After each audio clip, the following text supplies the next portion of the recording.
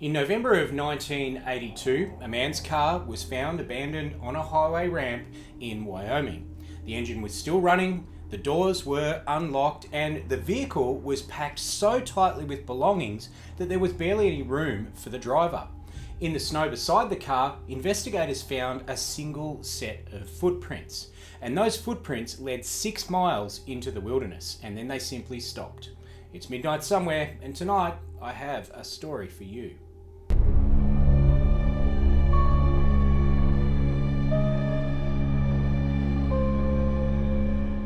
Paul Donald Kemp Jr. was 35 years old. He worked in advertising on Madison Avenue in New York City, and he lived a very fast-paced life in a world full of deadlines and meetings and constant forward movement. And years earlier, Don had actually been involved in a very serious traffic accident, and his injuries were severe enough that Don's recovery actually took quite a number of years for him to heal. And when he finally healed, something inside of him had shifted. Don decided that he was going to leave the hustle and bustle of New York City behind, and he planned a fresh start. Not in a new city, but in isolation, in a quiet mountain cabin in the Jackson Hole Valley of Wyoming. It was a deliberate decision, not impulsive, and it also wasn't a sudden decision that Don had made. Now, friends described him as thoughtful, intelligent, and also introspective, and this was not a man known for erratic behaviour.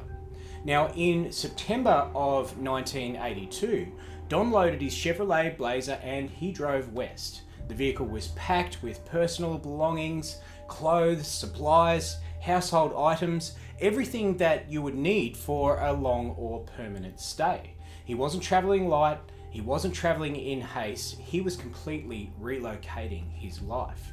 Now, for several weeks, nothing happened that was unusual. Then, on November 15th, 1982, Don stopped in Cheyenne, Wyoming, and that afternoon, Don visited a museum in Cheyenne, and he stayed for approximately 2 hours. And during that time, staff later reported something quite curious. Don didn't speak to anybody. He didn't ask any questions, and he didn't interact with anyone. He left, and then he forgot something very important, and that thing was his briefcase. And inside it were items that he really did depend on. His diaries, his address book, his traveler's checks, and also too, his glasses that he needed to drive. Now, very strangely, the briefcase was never ever recovered by Don, and what he did next wouldn't be discovered until the following morning. On November 16th, 1982, Don Kemp's Chevy Blazer was found on a ramp off Interstate 80. The engine was still running, the vehicle was parked, it wasn't crashed, there was no sign of any sort of struggle, and there was no damage at all to the vehicle. The car was so full of Don's possessions that investigators noted that there would have been no space for anybody else to be able to fit inside. Everything suggested that Don had just arrived there alone and then left on foot. Now, in the snow beside the vehicle, searchers found a set of footprints. Not 2 sets, just the one set that belonged to Don. And they followed those footprints into the wilderness for about 6 miles. And the trail led through open terrain and land with very long sight lines and minimal cover and very few places that anybody would be able to hide.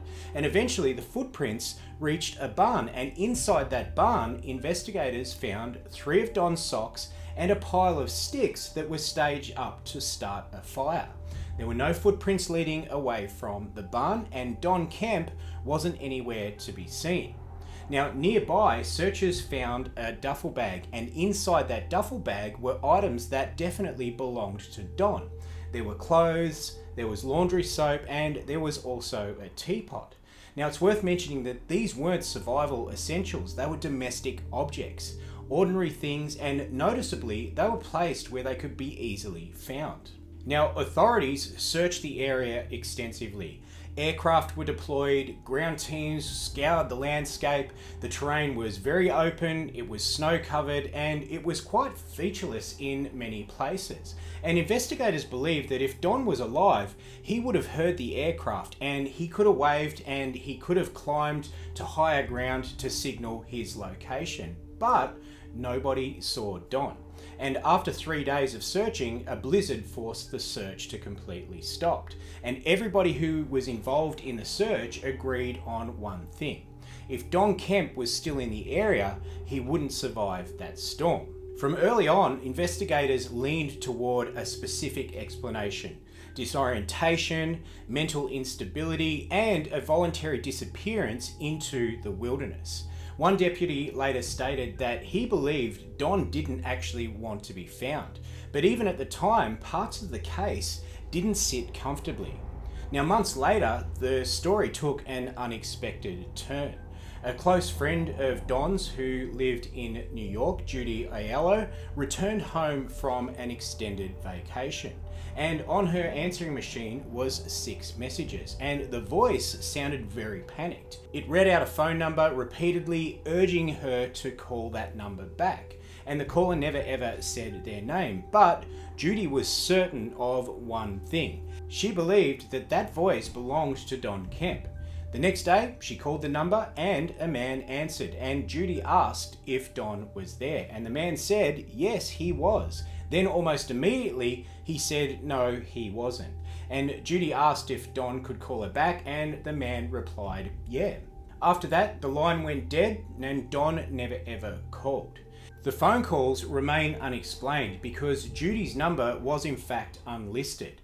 Don's address book containing her information had been left behind at the museum, and somebody knew who to call, somebody knew how to reach her, and that someone to Judy sounded exactly like Don. Now, in October of 1985, nearly 3 years later, hunters discovered some human remains, and they were in fact identified as Don Kemp. And strangely, the remains were found only a few miles from where his car had been abandoned all those years ago, in an area that had already been thoroughly searched. And the autopsy, it revealed no signs of any sort of foul play, and the authorities concluded that Don had walked into the wilderness and had died from exposure, and the case was considered closed. But closure didn't bring any sort of clarity. The case just doesn't settle there because serious questions still remain. Why were Don's most important belongings left behind? Why did his footprints end so cleanly? Why was his body not seen during that initial search? Who made those strange phone calls, and how did they know who to call? This was not a disappearance that happened far away. It happened in open land, in snow, and in broad daylight. Don left behind a car that was still running, footprints that led somewhere and then stopped abruptly, and a voice that may have reached out long after he was already gone. Let me know your thoughts down in the comments below, and if you like dark stories told at midnight, make sure you're subscribed because I upload new stories every single week. And until then, I'll see you at midnight.